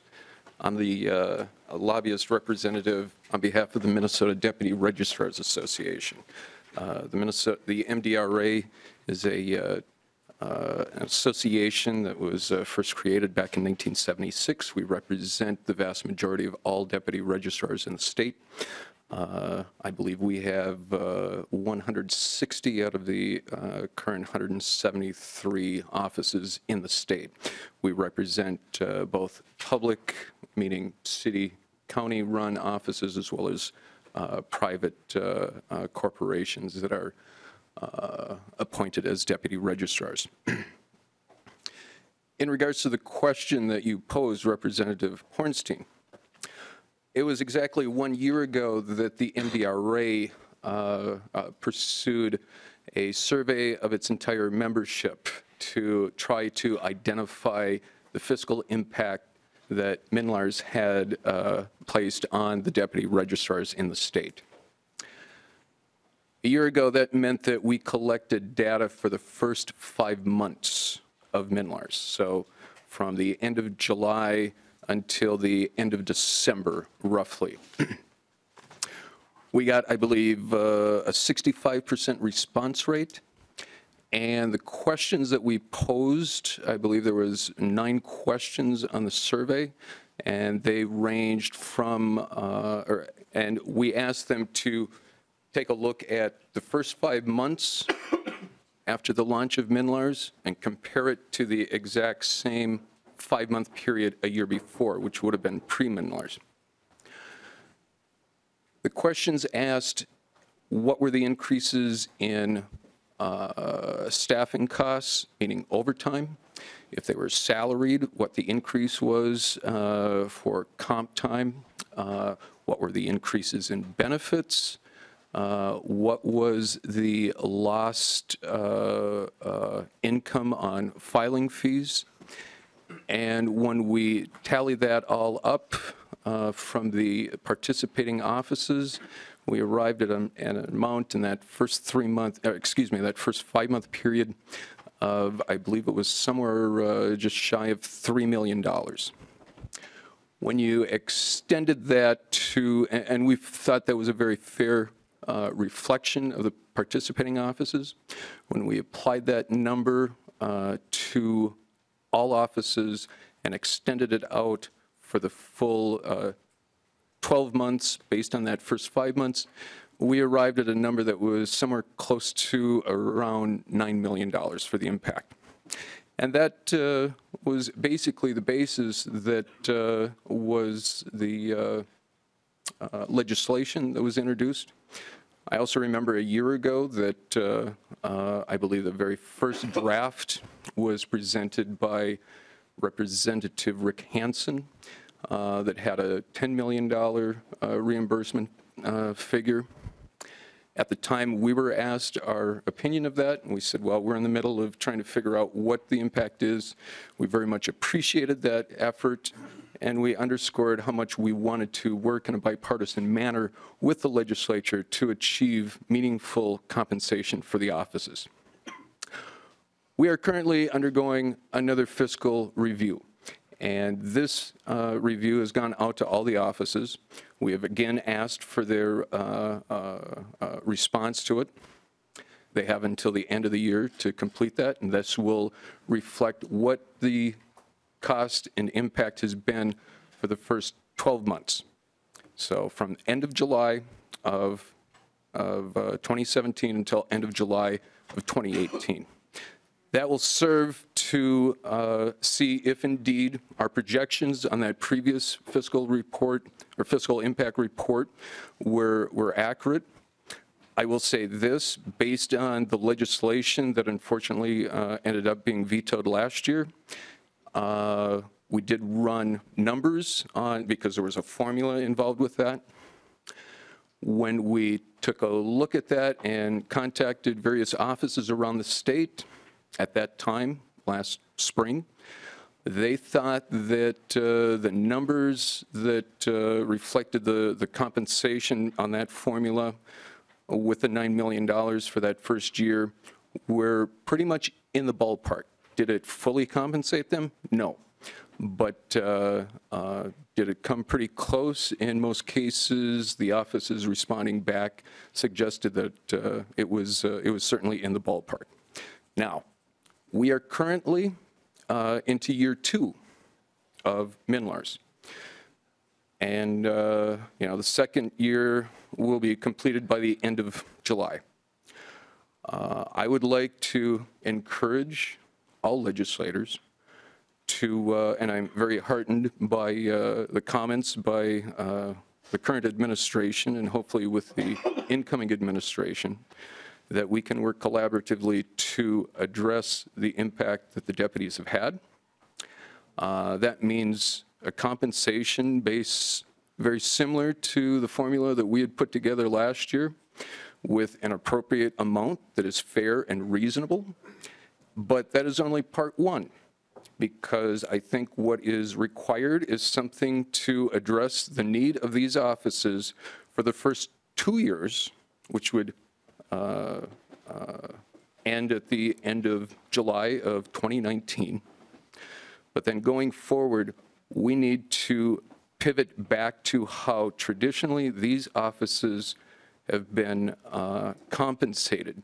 And that's not through a state reimbursement, but rather through the traditional means by, it's a user fee. When the customer comes in, they pay what's called a filing fee. That filing fee is determined by statute. And so it should come as no surprise that the other thing that we need to do is to assess what is the proper filing fee that the deputies charge for the transactions that they do. So we're looking at filing fees for what are called long apps for motor vehicle. These are your title transactions. Your short apps for motor vehicle, which are your simple tab registrations renewals, as well as driver's license transactions. For your information, driver's license transactions, that filing fee has not been increased in 6 years. For motor vehicle filing fees, those transactions, those filing fees have not been increased for 8 years. It is necessary to address that as well. Now, I mentioned, and I'm just about to wrap up, I don't mean to belabor this anymore, but as far as the filing fees are concerned, much like how we are doing the fiscal impact study, we have been doing what are called time and motion studies. This would be for how much time it takes to process the short apps, the long apps, and the driver's licenses. And we also had the foresight to do these studies pre-MNLARS, pre-FAST, so that we have a baseline of what it was before and what it will be post. And based on what those numbers turn out, and those studies have been completed, we're now waiting for the vendor that we retained to conduct those studies to get that information, and that will be the basis of the filing fees that we need going forward. I stand for questions. Thank you. Thank you. I don't see any further questions. Thank you. Other testifiers that would like to bring anything to this committee today? I believe we have at least one more. Welcome to the testifiers table. Please identify yourself for the record and go ahead. Certainly, Mr. Chair and members. My name is Amber Backus, and I'm here with the Minnesota Automobile Dealers Association and its 373 franchise new car and truck dealers from around the state of Minnesota. And to Senator Newman's question, I would say that the 1.14 and some of the updates that have been made over the last few months really deal with the MNLARS underlying infrastructure and fixing some of those problems to the skeleton of the system. I think our dealers are excited and anxiously waiting to see 1.15 and changes that will actually impact the interactions and the interface that we have with our customers. We're still waiting on those before we know how well it's going to work. But I would like to add that we're a bit frustrated that it's taken so long to get to those. I know talking to some dealers last week, they have customers that have leased vehicles with them, and they're waiting on vanity plates for those leased vehicles. Those leases are about to expire, and they're about to get in another vehicle without getting a vanity plate that's in the queue for the lease they have now. So I'm not sure how those are going to be handled and what kind of stumbling blocks and repercussions they're going to be, just because the system hasn't caught up with where commerce and our customers and dealers are. I think another frustration is that base value calculator too, and not having something that works. So dealers are constantly sending their customers checks when they've over collected, and then the customers are calling saying what's this for. So there's just a lot of time and effort spent sending out those checks to make sure the customers are made whole because the right amount wasn't collected, and then dealing with the customer wondering why they're receiving that money. And I would like to add one more comment based on something that was said earlier, and I don't do this lightly as it's never a good idea to take on a brigadier general, but I must refute Commissioner Clybourne's comment that no IT system could ever resolve the differences and the problems with the statute with regard to the base vehicle calculator and the technology. For over 5 years, the state had a vendor, CVR, that ran its electronic vehicle titling and registration program. And that system had a spot-on base vehicle calculator and could figure the registration tax correctly down to the penny. It was really one of the selling points of that program that encouraged dealers to use it. I must say that that program went away in March of 2017. Its contract had been extended continuously because of the delays in MNLARS until it could be extended no longer. But while CVR was working with the state, they did offer to help provide their resources and expertise to dealing with the MNLARS build-out, and I'm guessing they probably could have shared some information about that calculator at the time. But they were let go, and we have been without a working EVTR system for over 20 months now. I think there is some frustration about that as well with dealers. That is a system that helped produce faster turnaround times with more accuracy in the titles, and it would have saved deputies a lot of money, or excuse me, a lot of time and resources since MNLARS has been launched, because instead of them entering the information manually, they would have received it electronically, which would have saved them a lot of time with their customers.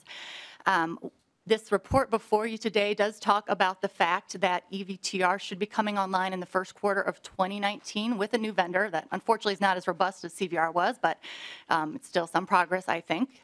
But we're concerned because the report also states that there could be a ramp down in the first quarter of 2019.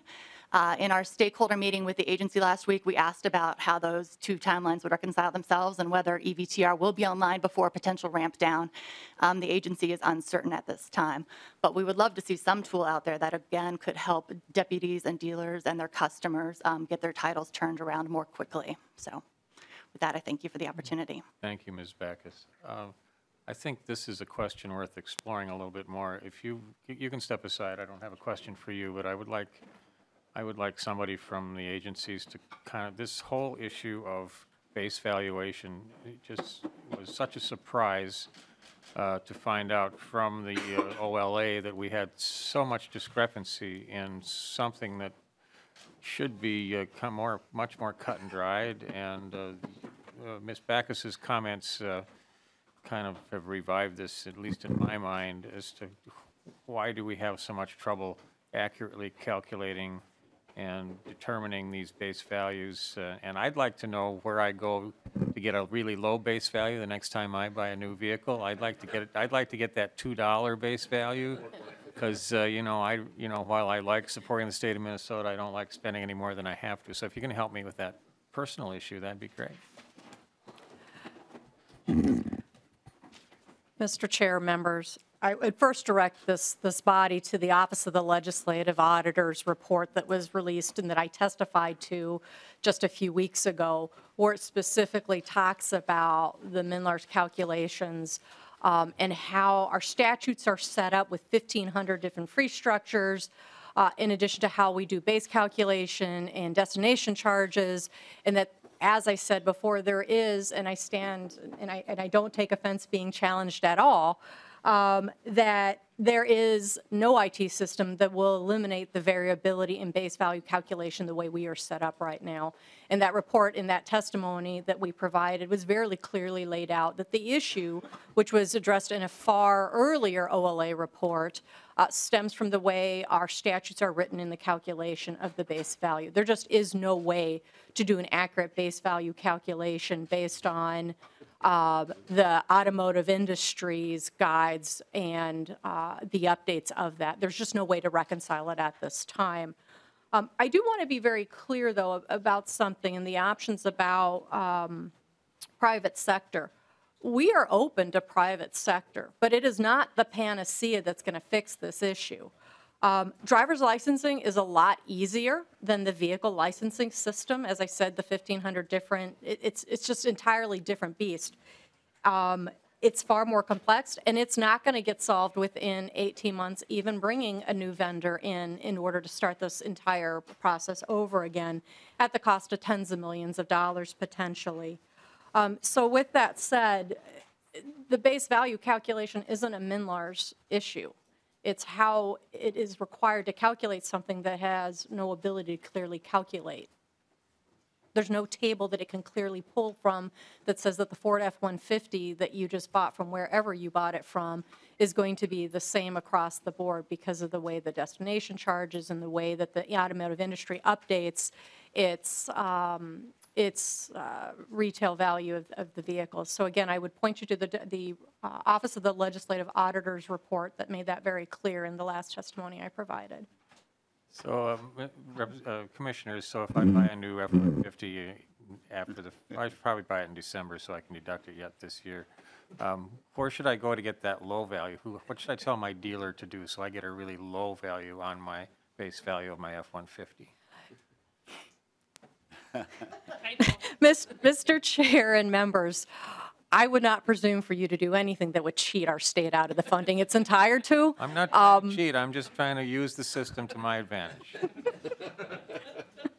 I do not have an answer for you because that is the crux of the problem that we face with the way we calculate our base values in the state.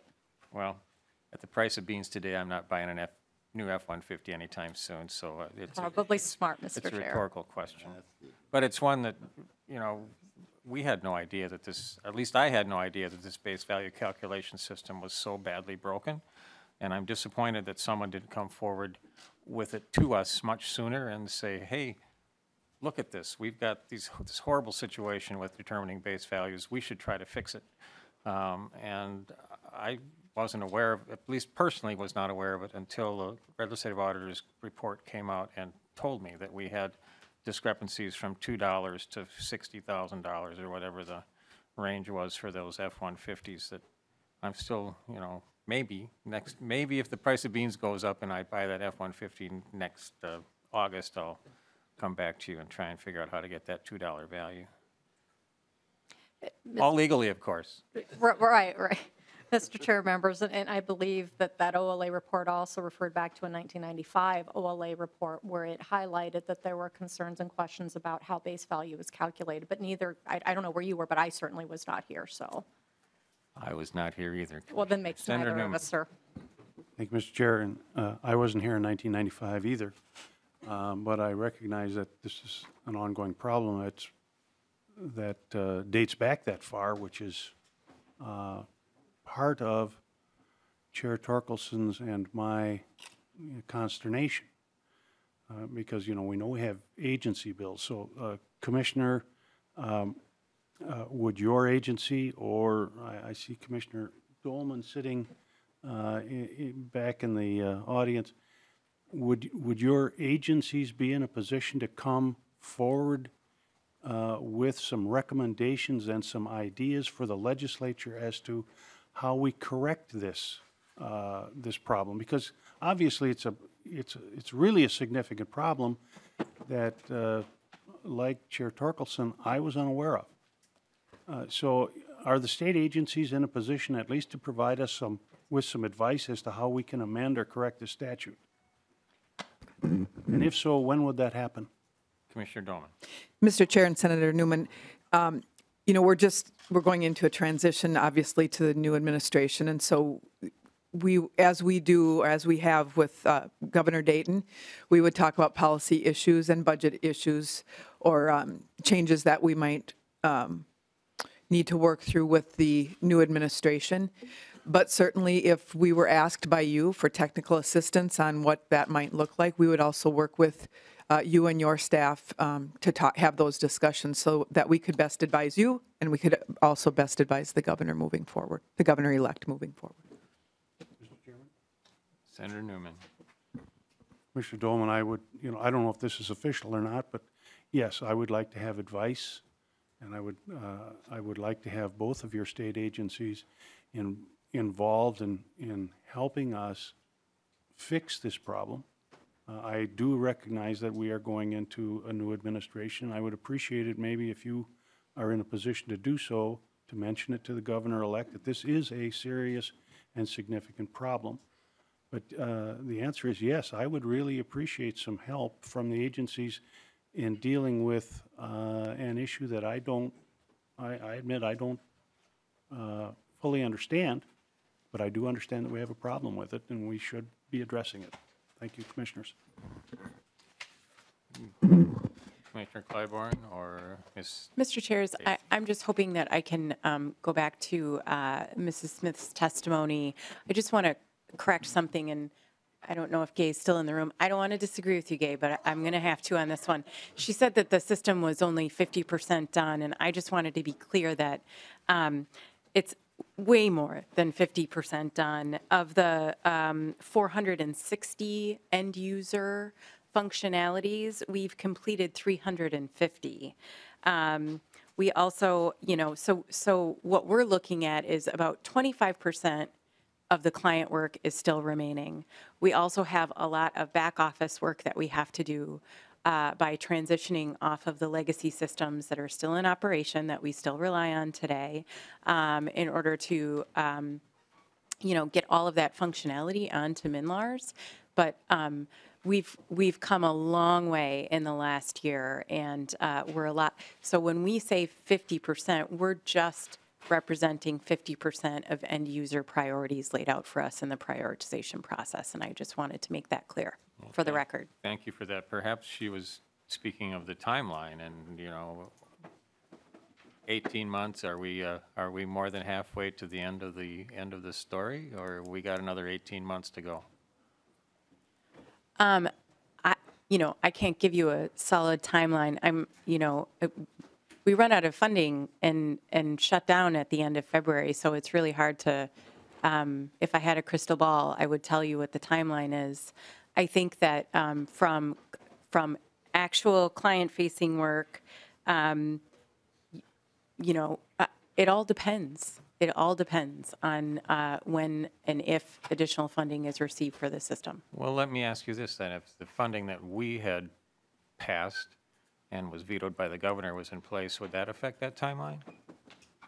I think, Mr. Chair and members, it would have allowed us to get a little bit farther, but we still would not have been able to finish with what was provided in that final bill. Well, I don't want to belabor the point, but we did our best to at least make some progress and move things forward. For both the departments and for the deputy registrars, the governor vetoed both of those efforts, and the legislature refused to override the governor's veto in the case of the help for the deputy registrars. It's personally very disappointing for me that we couldn't get more done in this situation where we are trying to provide the services that the citizens of Minnesota so richly deserve. I can't tell you how many times I've been asked by citizens of this state, do the other states supply these services? And I believe the answer is yes, they do. But for some reason, the state of Minnesota has been unable to do this in spite of, and I realize none of us were here, but 10 years and well over $100 million still sticks in everybody's craw. I hate to keep belaboring the past because we can't change history, but we can use history to try and inform how we proceed in the future. And I'm just hoping we all learn something from this whole process, and that as we move forward with these sorts of services, we go forward with open eyes and in a way that we can actually evaluate what can be done and not bring false promises to the table. I'm not blaming any of you that are at the table right at this moment, but this track record is really horrible. And maybe Gay's right. Maybe it is another 18 months before we finish fixing this thing. I can't believe we're still here now trying to fix it. It's just crazy. But anyway, I'm sorry. It's my last chance to pontificate here, so I'm taking the chance to do that. Any other final comments? Senator Dibble. Thank you, Mr. Chair.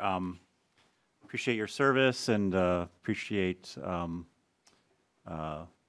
working with Senator Newman to establish this task force, and I assume we're going to keep meeting and keep this effort going.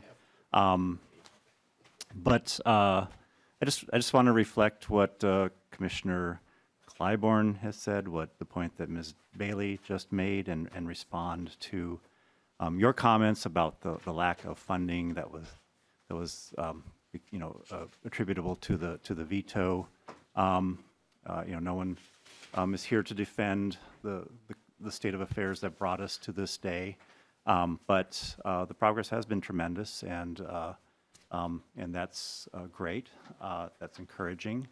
The system is well on its way to the kind of functionality that was envisioned a number of years ago when the legacy system was shown to be broken and on its way to crashing and burning. And so, that needs to be recognized rather than continuing to dwell on and try to give the impression that the failures persist. We're overcoming the failures, and that's important to acknowledge because there are a lot of people working really, really hard with limited resources and limited means that could have been in place had the legislature done as the governor requested. The governor was fully ready. He was at the table talking about finding the resources to make the deputy registrars able to somewhat recoup the greater expenses they've gone to and to provide the resources to the agency that they identified they needed. Those resources for the deputy registrars were a direct take from the necessary funds, out of the dedicated revenues, and would have hobbled the operations of the agency. And the governor made it very clear before we put that bill on his desk that was not an acceptable source to do damage to the agency while trying to make the deputy registrars whole. We had power over that. We could have given him a standalone bill and from the resources that he identified were available. And the legislature simply either, in one instance buried the measure in an otherwise package of controversial elements, and also took from those dollars that would have otherwise been needed by the agency. So as long as we're pontificating, it's my opportunity to pontificate and set the record straight. I do have a question for Ms. Bailey, if I may ask. Now that we know that the resources are in place, and we've been talking about the necessary ramp down that won't allow us to continue to build out the system and add additional functionality. What we were worried about last time we were on the brink was contractors already looking to the exit doors, and we had lost even a couple before we were able to get some of that interim emergency stopgap funding in place. Are we facing that problem now, or are contractors sending their resumes out and looking at other opportunities outside of this project? Mr. Chair, Senator Dibble, I would like to defer to my colleague Joan Redwing to answer that question. Ms. Redmond. Mr. Chair and Senator Dibble, yes, I have heard that a tremendous amount of the staff of the contractor staff, which is the majority of the team, vast majority of the team, very uneasy with a ramp down in February, and given the near zero unemployment of technology people in the metro area, a lot of people have told me of their intent that after the new year, they would be looking for other positions. That puts our release 115 in jeopardy because we will be fixing defects on that release at that time, and that release has specialty plate transfer, which we've been dying to get, as well as change of class conversion, as well as supporting the EVTR rollout, all these things that the deputy registrars have said have been, and other stakeholders like the dealers have said are mission critical for their business. So I am extremely concerned, and several of our top talent, top 10 developers have said that, because there's no stable ongoing funding source for this project or this program on the FAST side or the MNLARS side, that they are not on the FAST is a vendor outsourcing, but the vendors and the independent people that we have working on the system have said that they have no course but to get their resumes out right after the new year. Thank you. Is there a date for the release of 115? The release of 115 is scheduled for early February, either the week of February 3rd or February 10th, depending on how we do with code freeze this Friday. Thank you for that. Senator Dibble, you are the only qualified member to approve a set of minutes because you were at all the meetings. No. These are the minutes from April 30th, May 14th, June 26th, and September 26th. We have been somewhat negligent in our proceedings and not been approving minutes, and I just thought, as my last official act, maybe I'd do something substantial, like get the minutes approved. So while you're reviewing those, I'll go to Senator Jasinski, who has a question. Thank you, Mr. Chair. Not a question, just want a statement. I think, I've been on this for 2 years, watched what happened. I wasn't around before what happened when it was released. But I think it's very disappointing that it was released early. And I think we found that the specialty plate transfers were not even programmed in there. How someone in a department can realize that that's not going to come up when you release something. I felt we've been held hostage for money ever since that's happened because of all the issues it's created. And these deputy registers that are small business owners, that are the heart of Minnesota, have been drastically affected. And we did have a standalone bill to relieve them that the governor did not like and did not pass, and that would have given them some relief. I was just at the deputy register last week and registered my car. It was $610. It was not the small $35 like you're looking for. But at 4 o'clock in the afternoon, it was still out the door waiting to get transactions done. And it's that way all day long at our deputy registers, and at least in Faribault and other areas. So this has put a drastic pressure on them. I don't know if they'll ever survive it. I hope they do. I hope we can get some relief, and I hope we can get some funding to get this thing fixed. But again, I think we've been held hostage because it was released too early, and have been drastically trying to catch up ever since. So for a year and a half. So that's all I have to say. Thank you, Senator. A motion from Senator Dibble. So I'll make a motion to approve this stack of meeting minutes. I'm sure whoever is taking notes will this deck of meeting minutes. And if someone needs to record my motion in greater detail, they are so empowered to do as such in the minutes that meeting minute notes that they're taking. So moved. Thank you, members. The motion is before you. All those in favor of the approval signify by saying aye. Aye. Opposed? The minutes are approved. Thank you all. This has been a rocky road. I know that everyone involved has made an effort to try and move this thing forward. Many of you were handed tasks, impossible tasks. I understand that. And the landscape is complicated here in Minnesota. I think probably more complicated than other states because of the structure that we have for issuing these services to our citizens. But that should be no excuse. And Senator Dibble, I'm not going to argue with you about your points. The only thing I would say is that I would hope that moving forward, everyone, including the administration, the Senate, and the House, come to the table with the sincerity and the commitment to get this thing fixed. I'm not sure it was there. We need to move forward. We need to get these things working.